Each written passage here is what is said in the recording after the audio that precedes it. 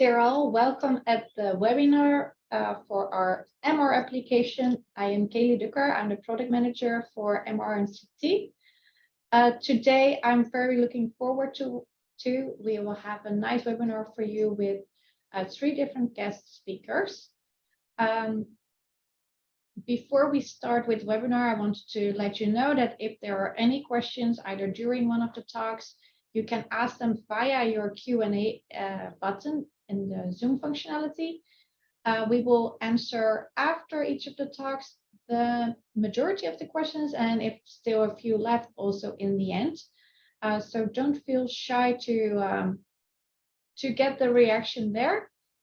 With that being said, have fun, enjoy. And I would like then to introduce you to Dr. Voges. She is, my apologies up front for my German pronunciation, but she is from the Universitätsklinikum Schleswig-Holstein. I hope I did a good job in there. She is specialized in pediatrics and will talk with you regarding the ventricular function in univentricular hearts. It's an honor to have you here, and I am looking forward to your talk. Thank you very much. I hope everyone is able to hear me. I'm going to share my screen now.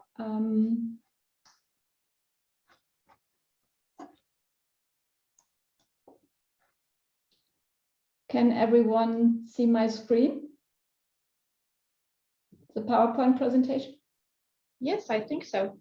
Okay, so I would like to briefly introduce myself. My name is Inga Voges. I'm a pediatric and ACHD cardiologist working in the Department of Congenital Heart Disease and Pediatric Cardiology in Kiel in North Germany. My talk will be about a complex group of congenital cardiac conditions. Especially, I will speak about patients with a univentricular heart.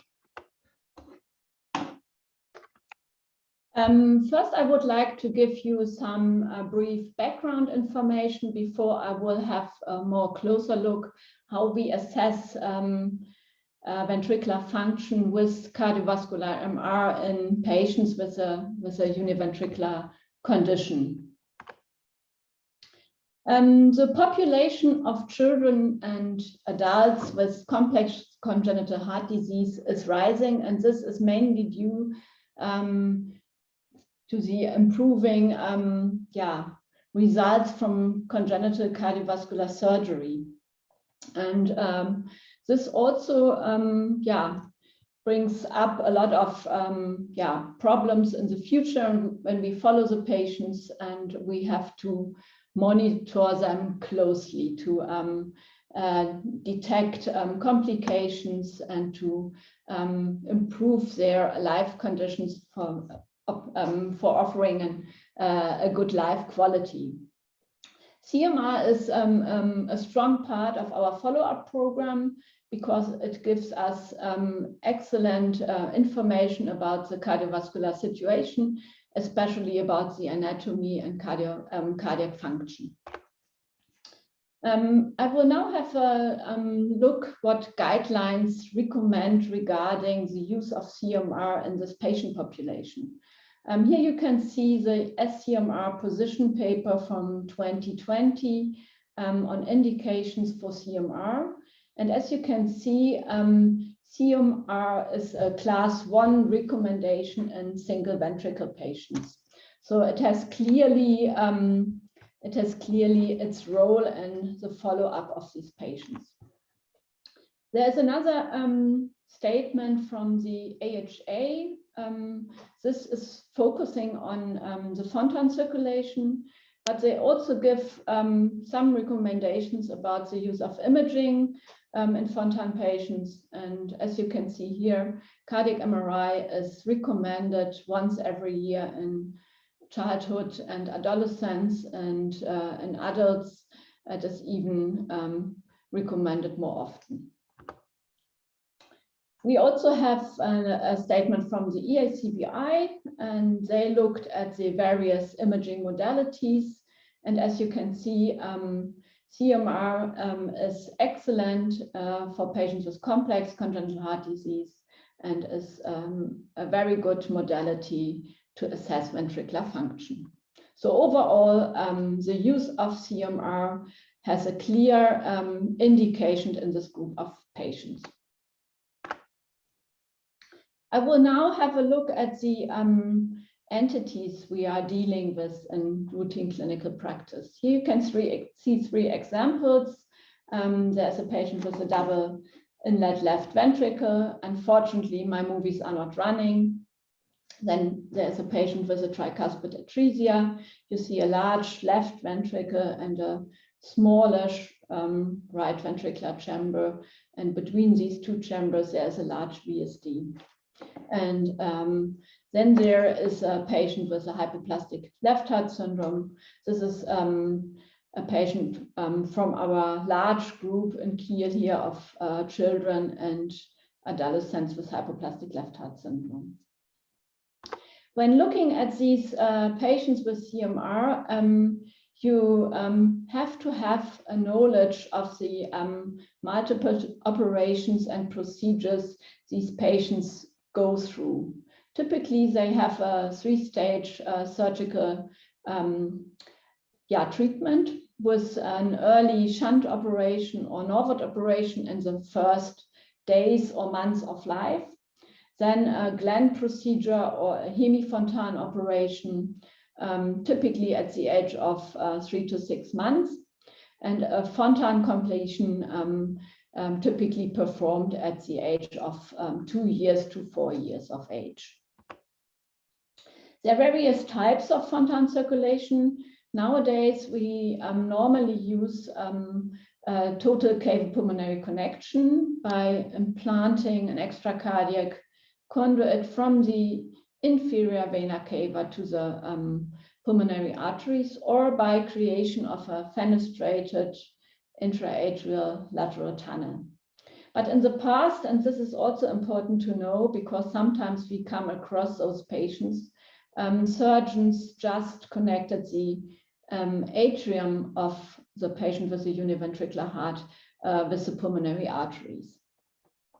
So these types of fontan circulation, you have to know when analyzing CMR images of those patients. What are the key imaging elements? What shall we look for when we do CMR in these patients? Of course, we have to assess the ventricular function and size, and I have highlighted this here because this is the topic of this webinar. But we also, of course, have to look at the fontan pathway, the aortic arch, especially in patients who had aortic arch surgery, the pulmonary arteries and veins, the heart valves, and aortopulmonary or veno-venous collaterals. But now I will move on and we'll have a look at the assessment of cardiac function in univentricular hearts. Here you can see an example of a female person with a complex congenital heart disease with a univentricular circulation. Unfortunately, again, the movies are not running, but I think you can see that there is only, or that there's a large ventricular chamber, and this is the main chamber that is pumping the blood into the circulation.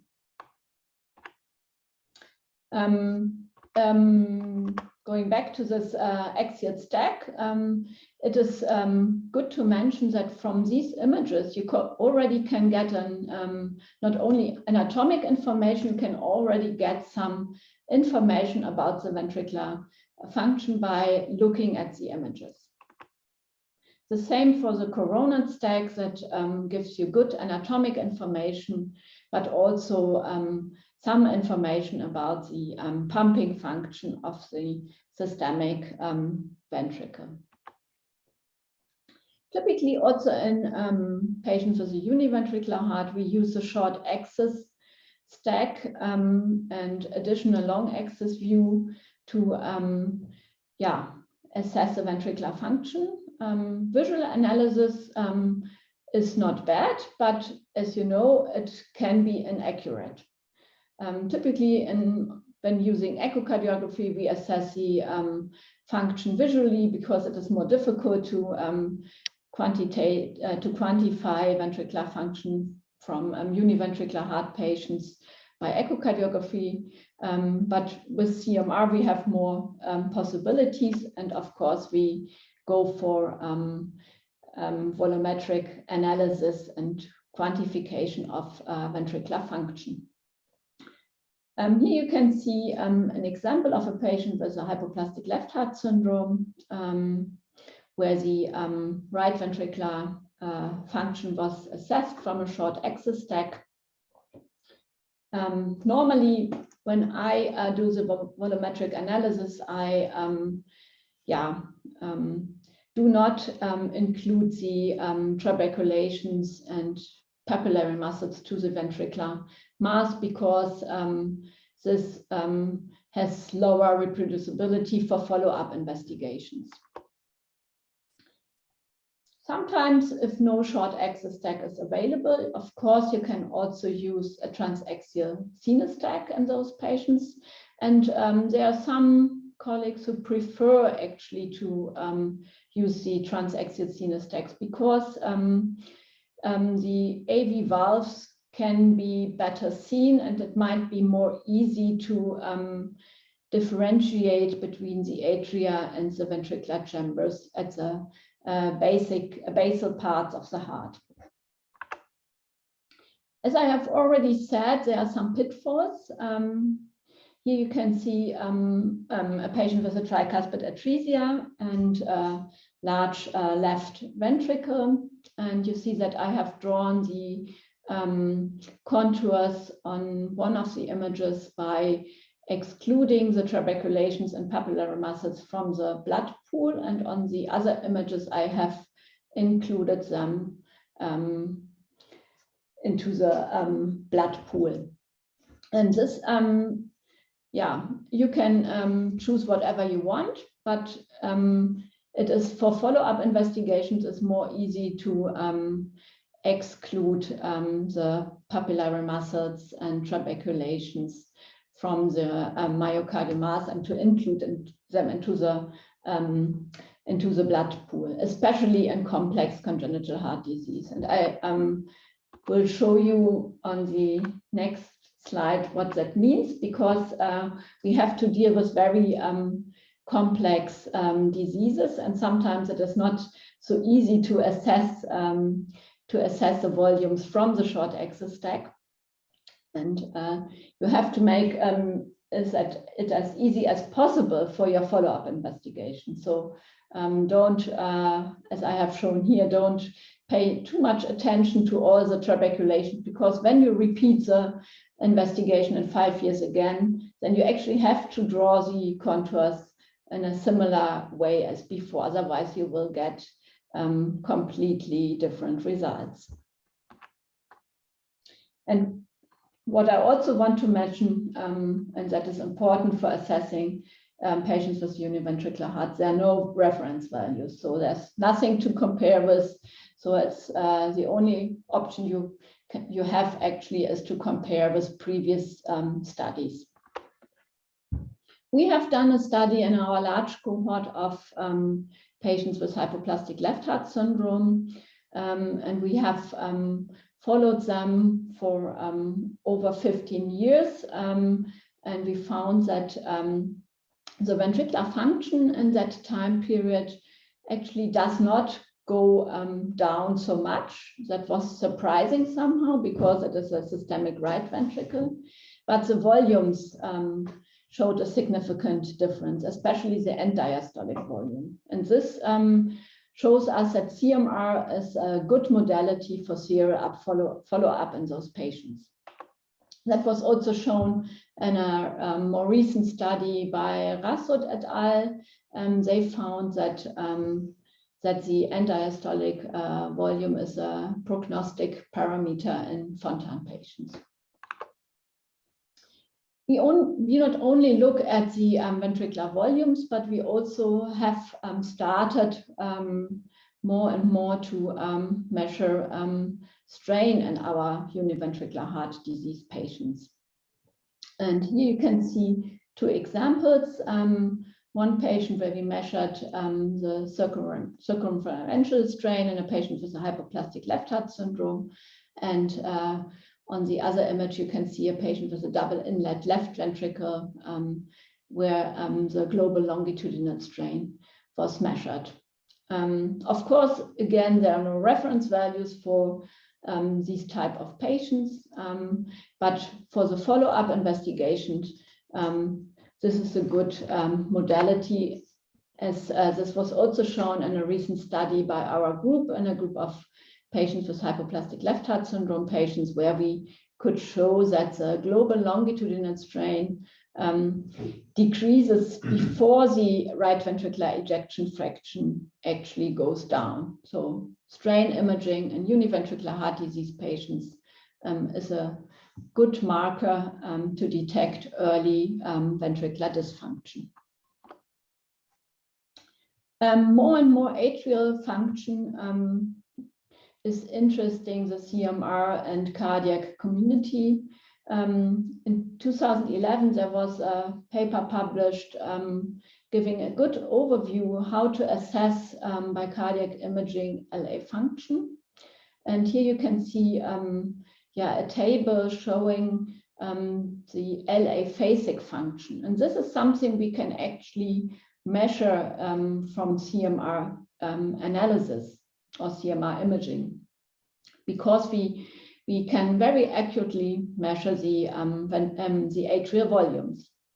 But also strain imaging is gaining more and more interest, strain imaging of the atria. You can see a curve, a strain curve from the left atrium in a healthy patient. However, some studies have already looked at patients with univentricular heart and tried to assess atrial strain in univentricular heart disease patients, and they found that this is a good tool to also get some information about the function of the atria in this group of patients. A recently published study in 2021 found that patients have lower strain values when they have a Fontan circulation compared to a healthy population, and that even those Fontan patients who have worse clinical condition have lower strain values compared to those who have a better condition. So this can also help us to assess the clinical status of the patients. Here are some practical pearls when you assess patients with a univentricular heart. So as I have pointed out, a consistent approach to image analysis is very important, especially for the follow-up investigations. You should know that when excluding or including tuberculations to the blood pool or to the myocardial mass, that you will get different results, and that you should follow a similar approach. But also differences between axial and short axis methods have been reported. So please stick with your approach you have chosen for your clinic, for your hospital, because then you will get reliable results also in future. Ideally, when you follow up patients, you should save your ventricular and atrial borders so that you are able to compare scans over the time. And finally, I would like to conclude that MRI is well suited for the follow-up of ventricular and atrial function in univentricular heart patients. It carries also some prognostic information and gives us a lot of information for the clinical management of these patients in a routine clinical practice. Thank you for your attention. Thank you, Dr. Voges. Thank you for your insights. We got one question from the audience. The question is, how can you obtain a good ECG for these univentricular hearts? Do you have any tips or tricks which you can share with us? It's actually not different to other patients. So we normally get a good ECG. That is, it is not a problem at all in my clinical practice. Might be more difficult when you use a 3 Tesla scanner. Yeah, but I have to say I have typically more problems with adult fallow patients with a broad QRS complex rather than patients with a univentricular heart. Okay, thank you. If more questions come in, we will ask you, of course, later on. Thank you for now. With that, I would like to give the word to Dr. Beiske. He's from the Medicine Universität in Wien. He's doing a lot of practice and research on all kinds of topics, but today we will focus on the strain analysis by showcasing 2 examples. If you're ready, Dr. Beiske, then it's all yours. Yeah, so thank you. Nina, could you please stop sharing your screen so that I can try to. Thank you.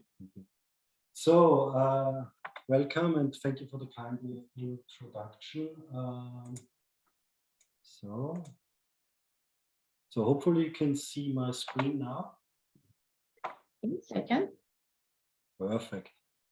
So I would like to show you how to measure strain using the Medis platform on the one hand, and to give you 2 examples of how we use strain for diagnostic and for prognostic decision making. So the first patient I would like to start is a patient that you see here now on the screen. That is a 44-year-old male patient with a known bicuspid valve for several years now. And now he's showing up at the echo with a more dilated left ventricle, and the CMR was conducted to quantify the aortic insufficiency. So you see the bicuspid valve. So you see in the 3-chamber view this moderate to severe regurgitation. If you do the flow measurement, you can quantify that, and you see that the regurgitant fraction in the ascending aorta is 28%, and there is also a not really normal flow in the descending aorta, but the holodiastolic backward flow here is missing. So when looking at, you need the regurgitant fraction for decision making, you need the ejection fraction and the volumes. If you look at the volumes here, you see the perfect delineation using the IA-based LV delineation. And when looking at the absolute values in the report, you see that there is ventricular dilatation. Sorry, the patient is anonymized. It's a quite large patient. So we will make him, that's his real size. And then you can look at the body, the normalized values. And you see that the left ventricle is doing fine in concerns of function, but is still dilated. So should you move on to surgery, yes or not? These additional factors are always helpful. And in this situation, we look at strain imaging. So strain imaging is, we use global longitudinal strain for these patients because it is the best established factor or biomarker in the literature. Of course, you can measure also a circumferential and radial strain. So you need a 2-chamber view, a 4-chamber view, a single 4-chamber view, and a 3-chamber view.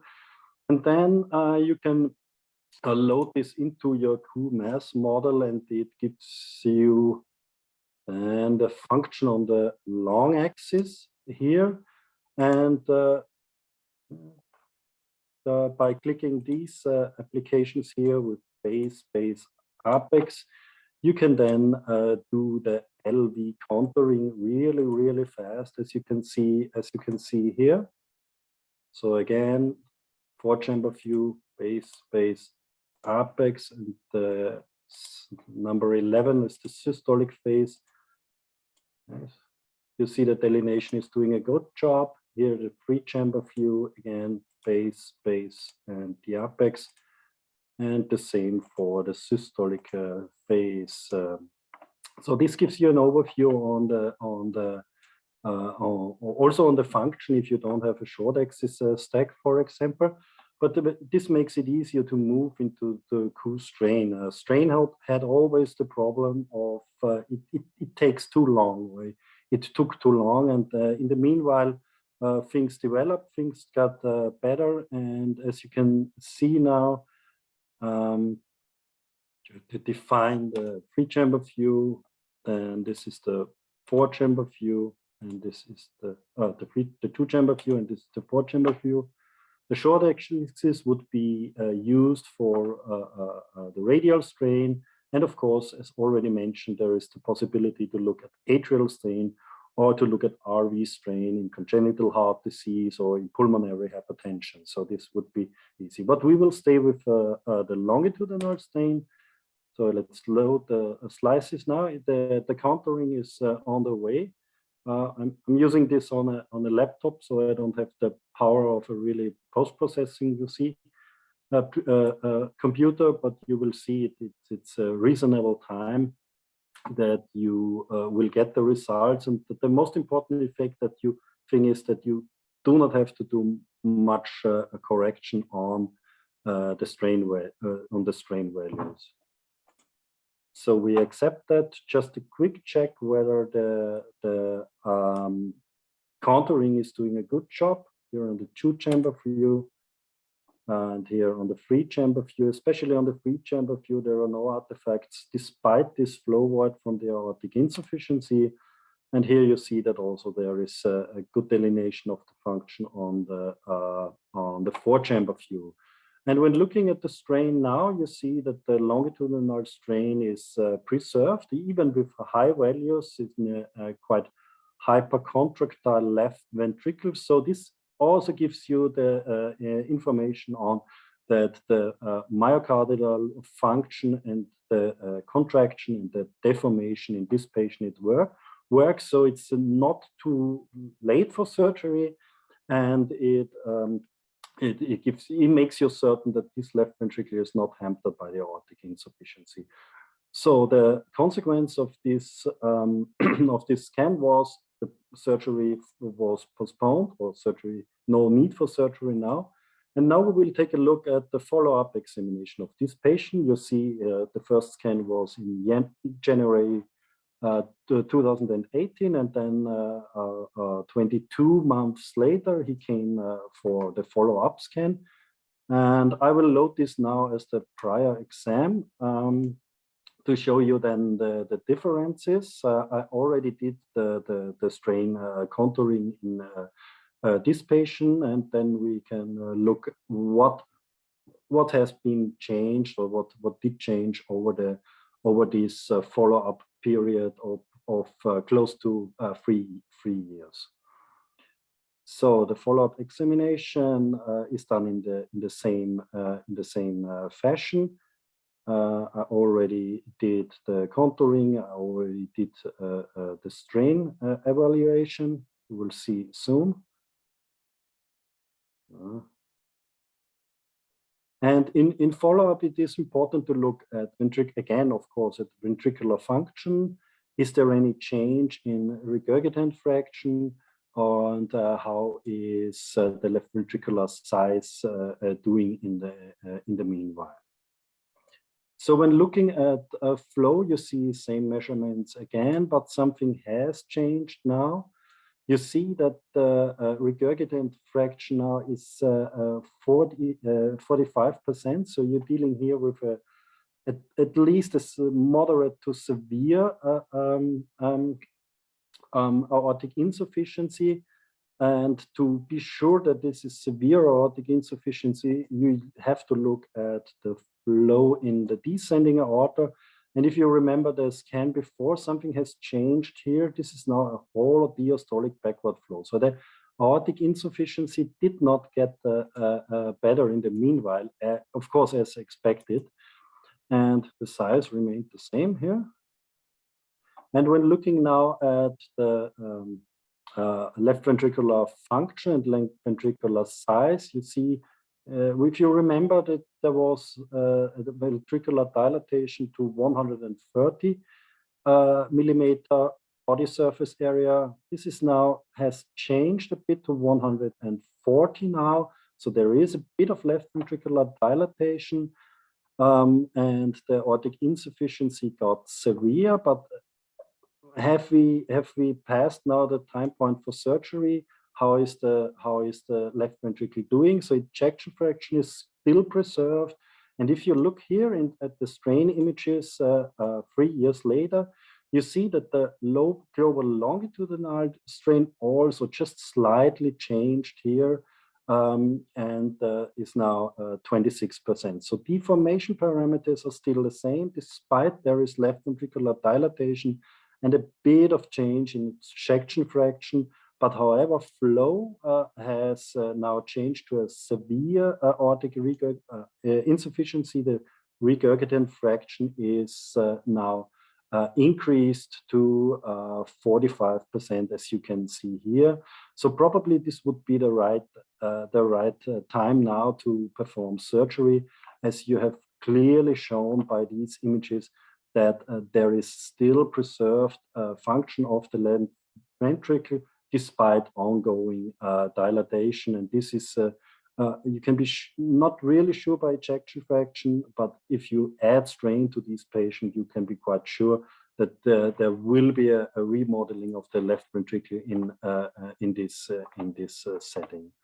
So this is the first case example, and then I would like to move on to another case example where things are a bit different. I would like to show you a case of light chain amyloidosis, where you can use, or you should use, imaging for treatment follow-up, because these patients, they do get quite expensive therapies, and they need a lifelong follow-up, especially if cardiac involvement is present. So in light chain amyloidosis, these separated light chains are deposited in the extracellular space. So you have the disease defined in CMR by having extracellular volume expansion measured by, of course, T1 mapping. And you have patterns of pathologic patterns of late gadolinium enhancement.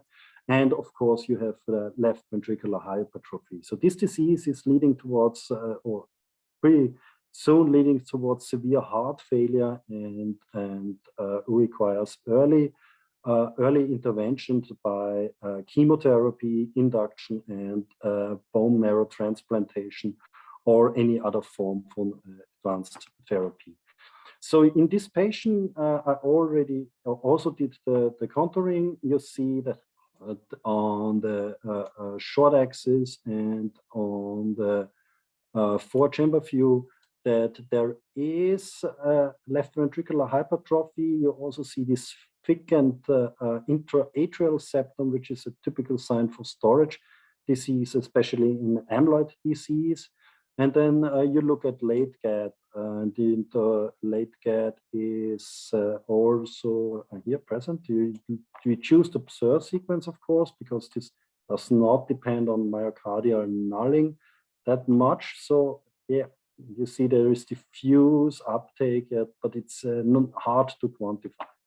If you look at the extracellular volume expansion now, you see that there is, in this short axis slice, you see that the extracellular volume exceeds 40%. So this is the cardiac involvement is given in this patient.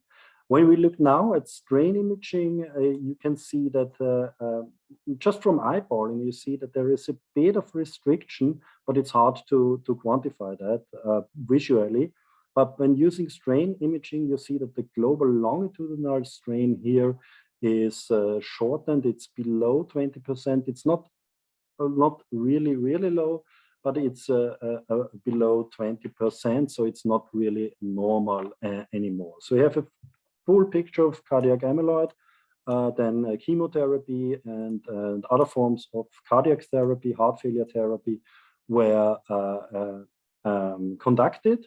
And I will show you now the follow-up of these patients. So cardiac, again, as the prior exam. So cardiac magnetic resonance imaging or echo imaging should be conducted in this patient at least in a 2-year follow-up. You should not do like 3 months or like a 6 month follow-up, because then the differences could be too low to quantify. But at least 1 to 2 year follow-up is recommended by several societies. So now, when looking at the follow-up scan here, oops, loading. It will be probably hard to quantify again the function by just looking at the images. So maybe it improved, but your college will say it probably did not improve. So you need some form of biomarker that it's really giving you or making you sure that there has been some form of improvement in this patient. So you see, still there is some form of left ventricular hypertrophy, also some form of RV hypertrophy, some mild form of RV hypertrophy. Late GAD is still the same. The extracellular volume, you have to believe me now, it decreased to 40% from 47%. The second window did pop up externally. And when looking at strain imaging now as an important marker for heart failure, of course, you do brain natriuretic peptide, you do troponins in these patients. But when looking at these things, you see that the longitudinal strain has improved. And this is one of the diseases where function again improved. So you see left ventricular remodeling, you see or you have to believe me, that the extracellular volume went down under 40%. And you see also that there is improvement in wall motion here. So this is a responder to therapy.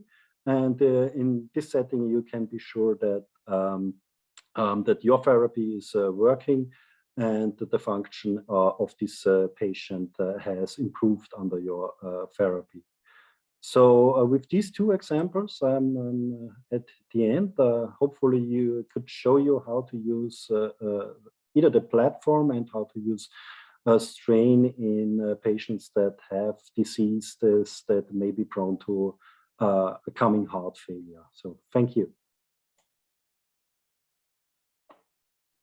Thank you, Dr. Weizke. Great to see these 2 examples. In which kind of patient diseases do you use most often the strain application? So we use it in for study purposes in transplant patients, in all patients that have sort of storage disease. So we have a Fabry cohort, of course, and we use it in TTR and light chain amyloidosis. And we roll this out now to every thickened left ventricle. Either it is a storage disease, it is hypertensive heart disease, aortic stenosis, or also, of course, HCM. Okay, thank you very much. I see one other question came in. If there's any interest to use strain in stress CMR?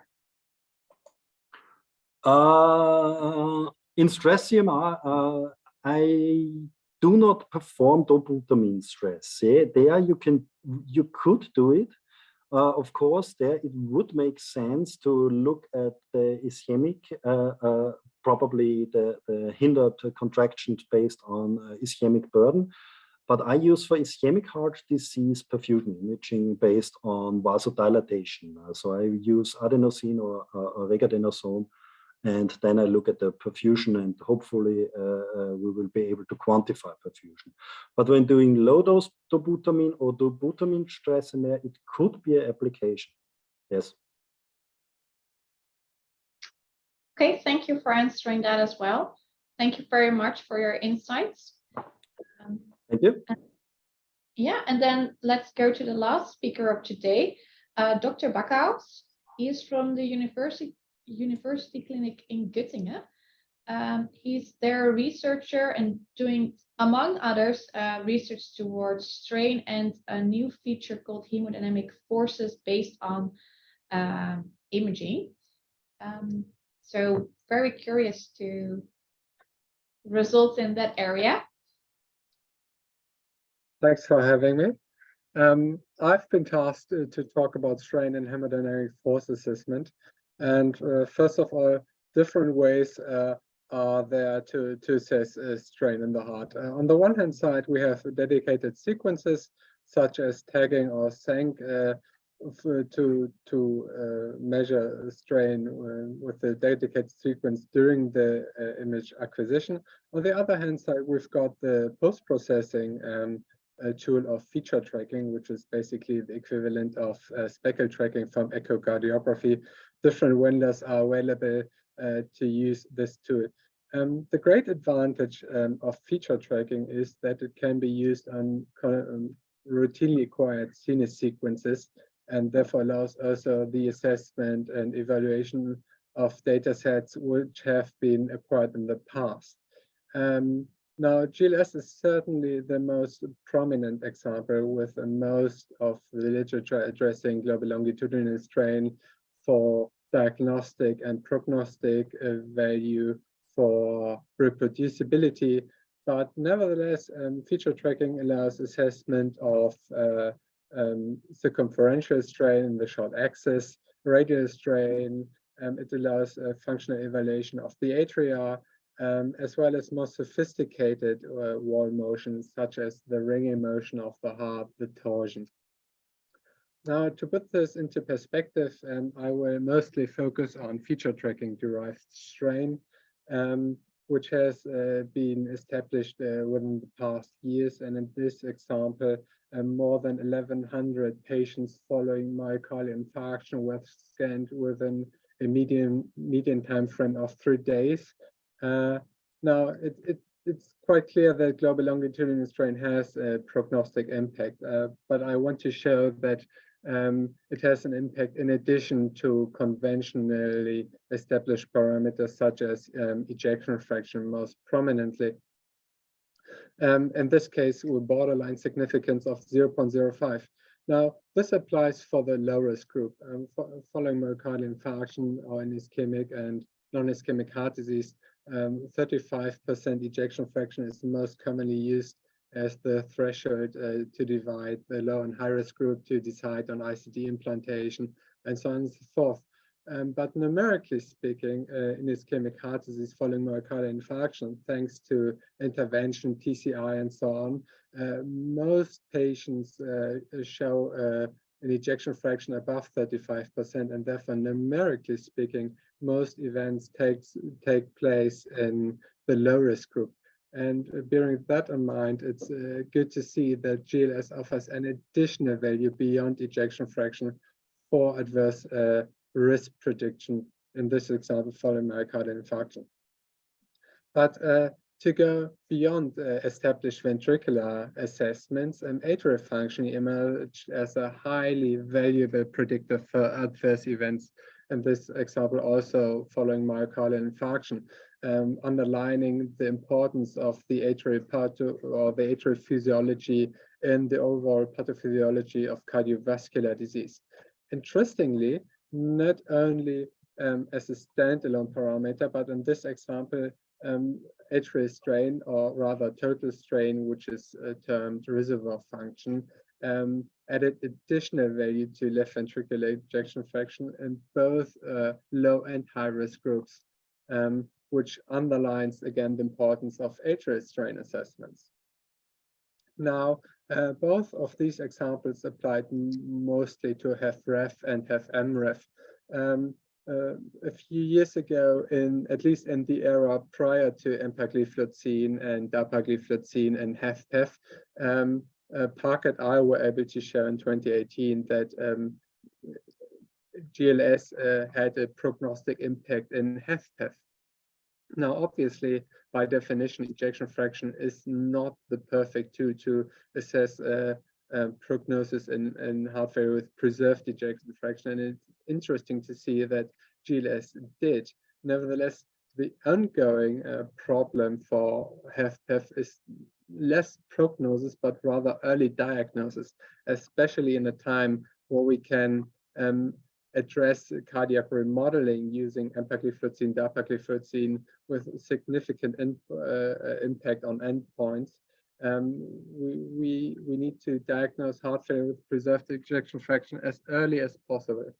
And in 2019, this ESC recommendations have been published, which highlight the need for exercise stress imaging or diagnostics for the early identification. This applies either to echocardiography or right heart catheterization, right heart catheterization employing the cutoff of postcapillary wedge pressure of 25 millimeter mercury. Now, on the one hand side, echocardiography suffers from deteriorated image quality during exercise stress, while right heart catheterization carries the risk of the invasive measurement. And we were able to translate exercise stress into CMR in a study published in 2021. 75 patients underwent rest and exercise stress echocardiography, right heart catheterization, as well as CMR imaging. Patients were divided into HFpEF and non-cardiac dyspnea according to postcapillary wedge pressure. And we obtained these images, which is an example for longitudinal function at rest and during exercise stress. Now, obviously, if we acquire free breathing real-time data during exercise stress, there is a trade-off, and the trade-off is spatial resolution and overall signal to noise ratio.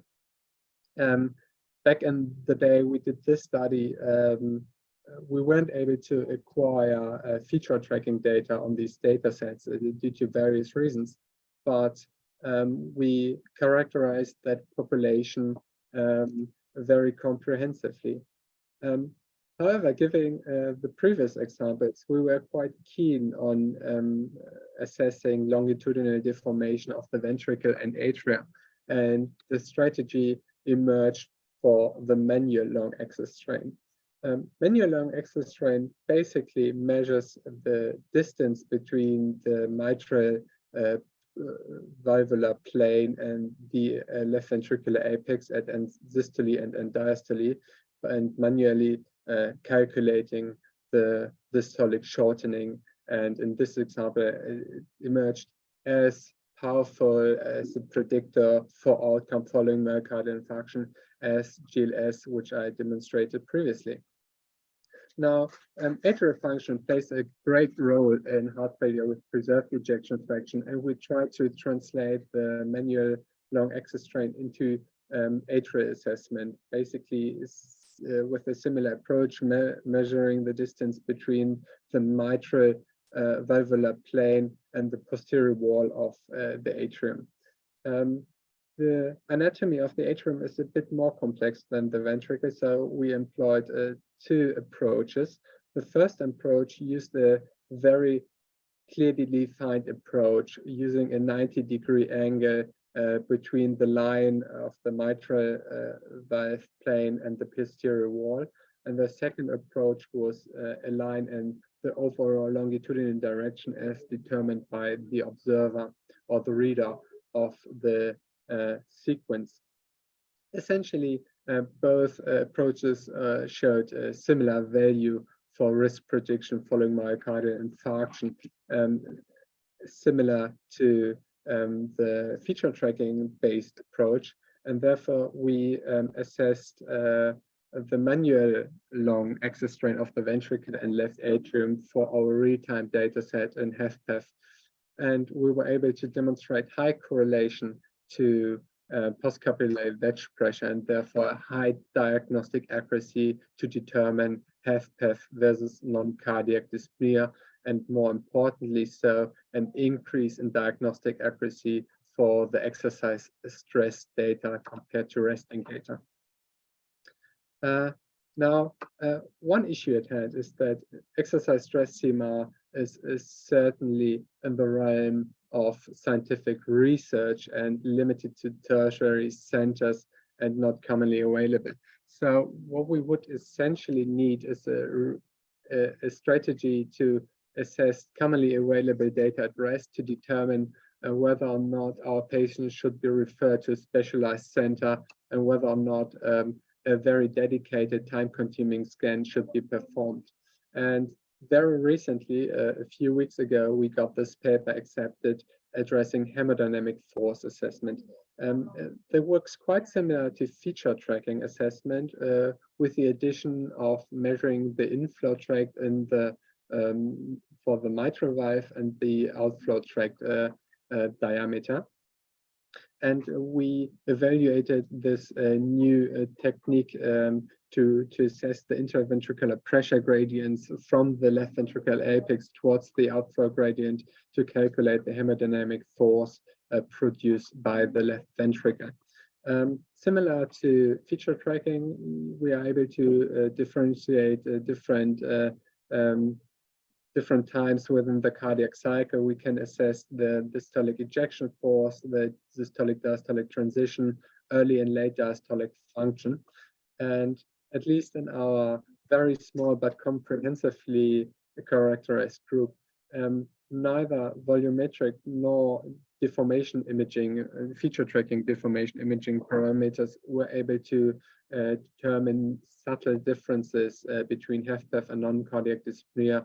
Only hemodynamic forces were able to unmask subtle differences in systolic ejection force comparing HFpEF to NCD. Now, I showed previously that Park et al. Were able to demonstrate systolic impairment in HFpEF using feature tracking, but bearing in mind they had over 1,100 patients, and from a statistical point of view, it's certainly more challenging to determine subtle differences in 86 patients only. And with that, I would like to show my last slide to provide information that hemodynamic force assessment was equally good compared to left ventricular long axis strain during exercise stress. Now, in HFpEF, certainly the atrium will be the go-to analysis to determine HFpEF or not, but this slide should demonstrate that from a ventricular point of view, hemodynamic force assessment achieved similar diagnostic accuracy compared to the dedicated exercise stress test in CMR. And finally, I would like to thank you for your attention and answer any questions if there are any. Thank you, Dr. Bakhout. Very interesting to see on how well strain and hemodynamic forces can help with diagnosing and the early assessment of that. So far, there are no questions from the audience. I mean, a lot of information to take in. If any questions appear, I often have that, 15 minutes after such a nice talk, then I start thinking about all the questions I have. So if you have any, no worries, you can still email them to us and we will forward them to one of the speakers speaking today.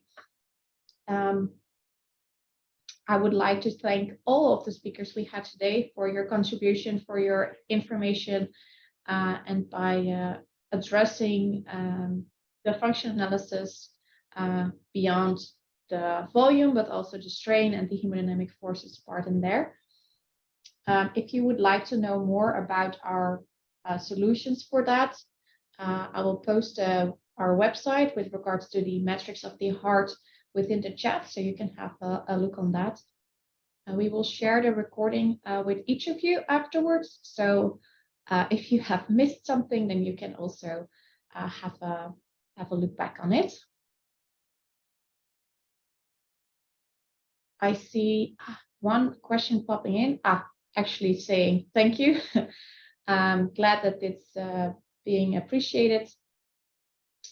And I'm looking forward to to see more of those webinars coming.